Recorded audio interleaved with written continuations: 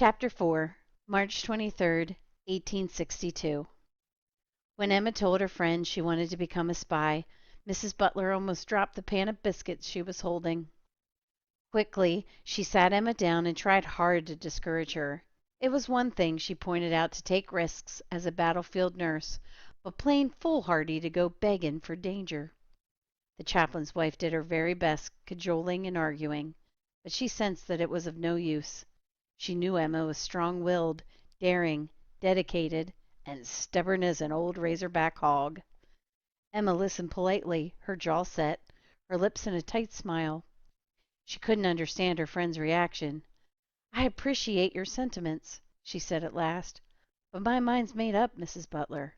I'll do it, if they'll have me." Faced with an irresistible force named Emma Edmonds, the chaplain's wife surrendered. "I expect you've taken leave of your senses," she sighed. "But I understand. People do what they must. If you're real set on this, at least the Major and I can help."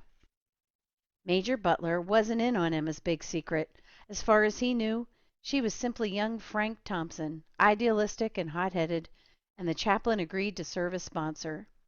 He borrowed some Army manuals from headquarters, and Emma spent her free hours learning about weapons, fortifications, makes of cannons, and types of projectiles. Then the Major sent Private Thompson's name into McClellan's chief of staff. The next day, young Thompson faced a panel of stern-faced officers. They fired a barrage of questions at him until he felt like a fort under attack. They examined his background, experience, and knowledge of armaments. They probed his beliefs, patriotism, and feelings about the Union cause. They even put him through a phrenological test. A solemn young captain, his cuffs turned up, felt the curves and bumps on Private Thompson's head. Finally, he gave the candidate high ratings for bravery, secretiveness, and good character. After a brief conference, the committee agreed to give the young soldier a chance.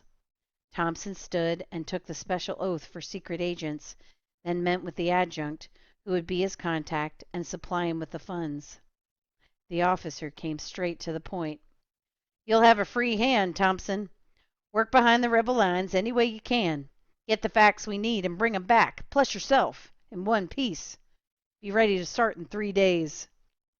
Nervous and excited, Emma talked over her next step with Mrs. Butler. To move freely in enemy territory, she'd need a good disguise. The simplest, of course, would be to wear a Confederate uniform. She could easily piece one together from the prisoners, but that was risky. The Southern troops would be curious. They might ask about her hometown, or what outfit she belonged to, or the names of her officers. One false answer, and she'd be finished. Thinking about it, Emma soon found a better option. Everyone knew that the Confederate armies used a great many slaves to do heavy labor. Black work gangs dug trenches, built roads, cleaned stables, hauled wood and water. There were slaves everywhere, useful but totally ignored. To rebel eyes, all slaves were faceless beings, invisible men who were hardly ever noticed. It was the perfect disguise. Black skin would be Emma's armor. Once decided, she hitched a wagon ride to Fort Monroe to buy what she needed at the post store.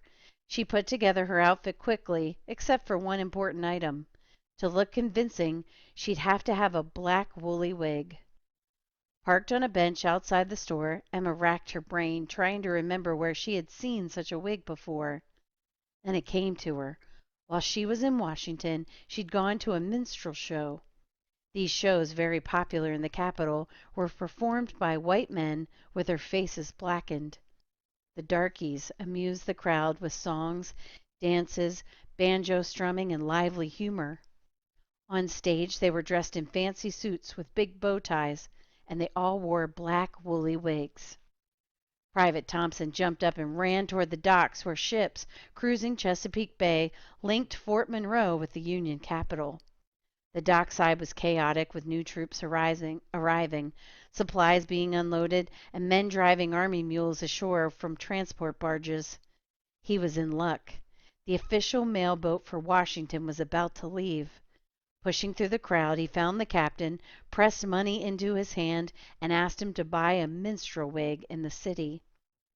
The grizzly old sailor looked surprised. He'd been bribed at times to bring back whiskey, food, or special brands of tobacco, but a minstrel wig? What in tarnation was that all about? Sensing his suspicion, Franklin snapped, "Secret orders from General McClellan, and not a word to anyone." At the commander's name, the boatman nodded nervously and touched his cap. Yes, yes, of course. He'd find a dark wig, a real good one, and bring it along the following afternoon. By the third day, the adjunct's deadline, Emma had her wig. She gave Dr. Hodes a memo from headquarters detaching her from hospital for special assignment. Then, carrying her gear, she hurried to the cabin where her fellow conspirator was waiting. Franklin Thompson had served Emma well. A new personality was about to be born.